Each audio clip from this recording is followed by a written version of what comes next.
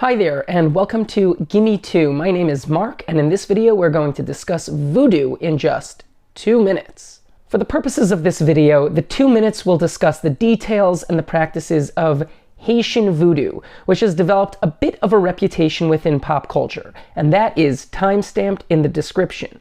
But if you do stick around for a couple of minutes beforehand, I do go through some context surrounding the religion, where it came from, and a little bit of its reputation in society today.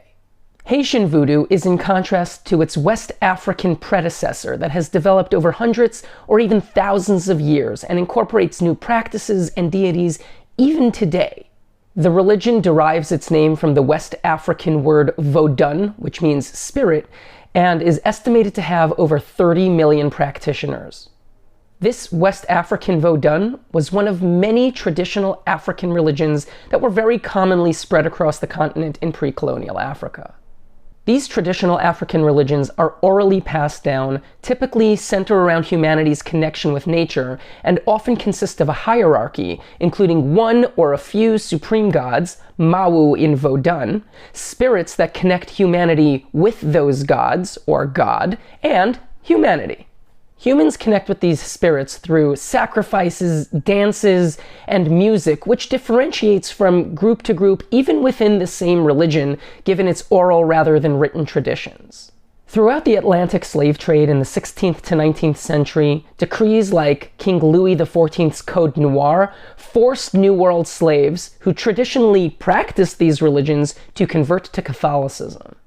In an effort to maintain their heritage, these enslaved people began practicing African diasporic, which are creolized or culturally blended versions of these religions, incorporating Catholicism and other European and Native American rituals into these traditional African religions.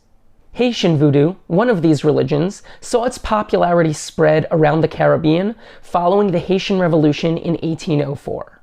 Those who fled Haiti or simply emigrated to other countries emigrated its practice in areas like New Orleans, where its offshoots began gaining traction. Many popular voodooisants, such as the voodoo queen Marie Laveau, were actually devoutly Catholic. Despite this, the church and slave owners saw the religion as a threat, given its reputed role in the Haitian Revolution, and the whites in the area began depicting it as occult or satanic. During the US occupation in the early 20th century, Hollywood further depicted Haitian voodoo as a mysterious form of black magic, which continued to paint the religion in a misunderstood light.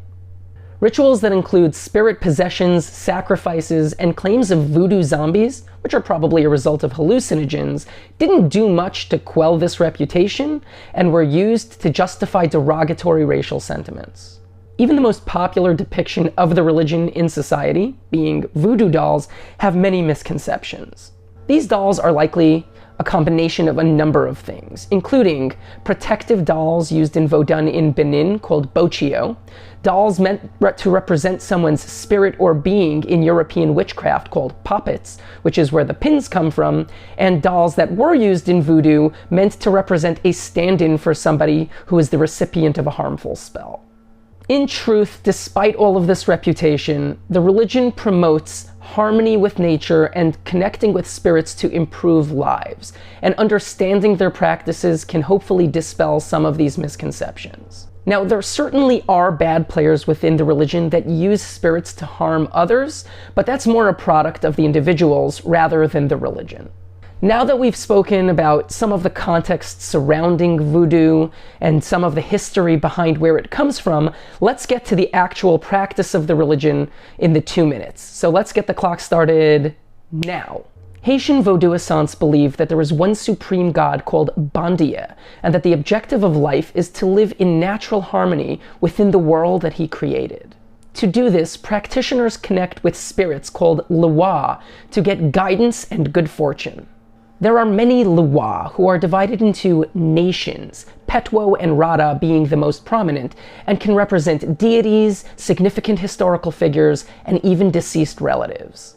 Connecting with the Loa is done through ritual ceremonies held in onfors, or temples, that call on the spirits through sacrifices and elaborate music and dance that are favorable to the different Loa. If successful, the Loa will ride or possess a member of the community, replacing the Tibonange or personality communicating guidance through a trance-like state. Mambos and Ungans, which are trained priests and priestesses, moderate these ceremonies with the help of an initiate called an Unsi, and also provide private spiritual consultations.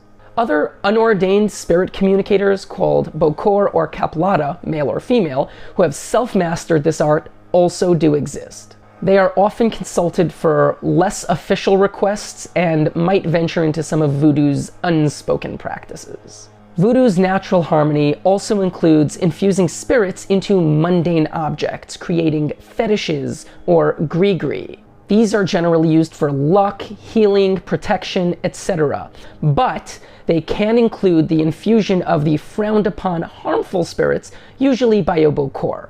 This might be one of the origins for voodoo dolls. Darker uses of the spirit world are also practiced by secret societies called Bizango that use the equivalent of West African Bo or dark magic to cause harm. Most voodooists, however, view this as folk magic rather than actual voodoo. And that is the overview of the practice of Haitian voodoo.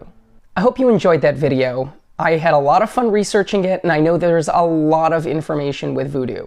Also, I just scratched the surface. Voodoo goes obviously much, much, much deeper than what I was able to cover throughout this video. I would also like to give a huge thank you to Dr. Jeffrey Anderson. He's extremely knowledgeable on the subject, and he was able to guide me in the direction of where I got things right, wrong, maybe tweak some of those details, so a huge thank you to him. He's written a couple of books on the topic. If you enjoyed the video, please consider liking, subscribing, commenting, hitting that bell, all of those good things, and I hope to see you in another video.